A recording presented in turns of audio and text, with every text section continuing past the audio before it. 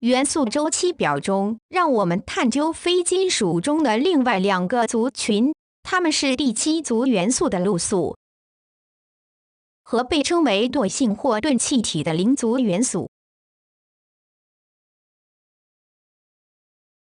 露素包括氟、氯、溴、碘和氦，它们沿族由上至下，由气态渐渐变为液态，再变为固态。露素的颜色由上至下的颜色会渐渐变深，它们是有毒及死鼻的气味。氟是一种淡绿色气体，氯是一种黄绿色气体，溴是红棕色液体，碘是一种灰黑色固体，会升华为紫色蒸汽，氦是黑色固体，具有放射性。露素的活性在族内由上而下递减。露素是一个双原子形式存在的分子，即是由2个原子所组成的分子，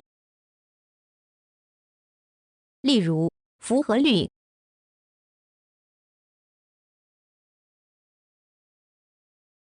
此外，露素的最外层有7粒电子，因此它们与其他元素发生反应性，只需要获得1粒电子便足够达至稳定。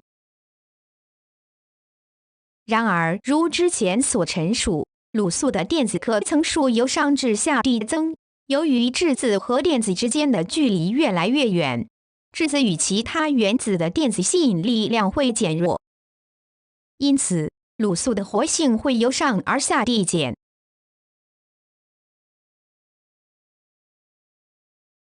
同时，露素的原子半径会随着它的电子壳层数而增加，它们的熔点和沸点及其密度也会增加。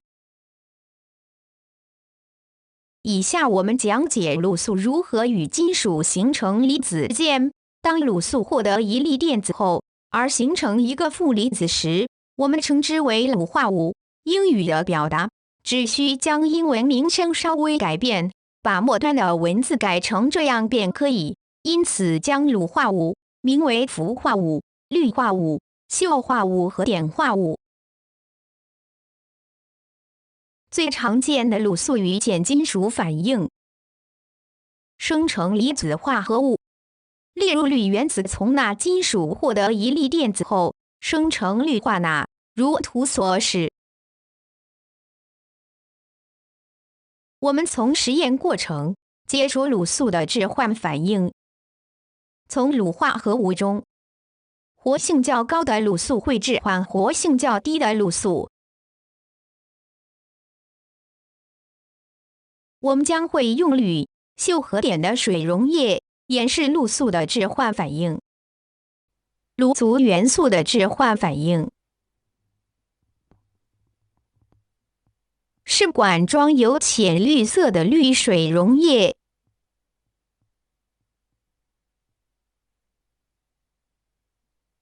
加入溴化钠后，氯水溶液由浅绿色变成棕色。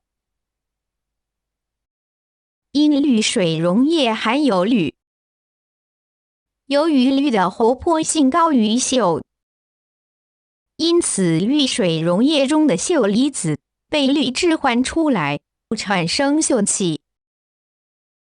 溴溶于水呈棕色，变成溴水溶液，再将溴水溶液加入碘化钾，溴水溶液由棕色变成深棕色。因溴的活泼性高于碘，故溴水溶液亦会释出碘，碘呈深棕色，变成碘水溶液。因此得出卤族元素的活泼性次序：氯元素高于溴元素，溴元素高于碘元素。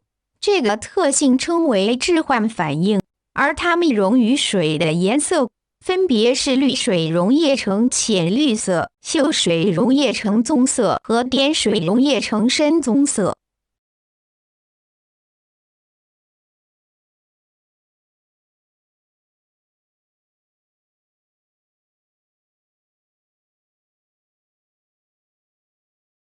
卤素具有相似的化学性质，将会用氯、溴和碘的水溶液来说明这些反应。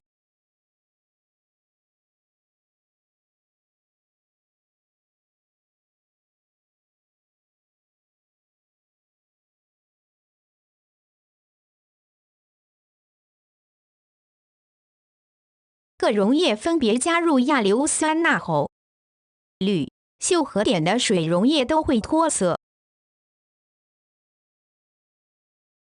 因此，氯、溴和碘具有相似的化学性质。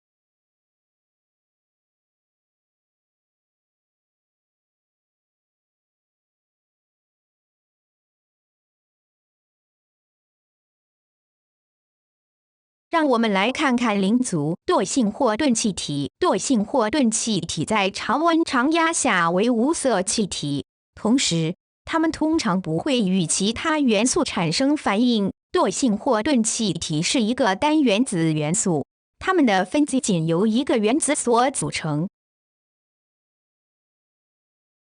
它们的最外电子层的电子已经填满。氦气可被用于气球和飞船，因为较轻并且不会燃烧。钠用于广告灯饰，氩不会与金属产生反应，因此它可被用于电灯泡的填充器。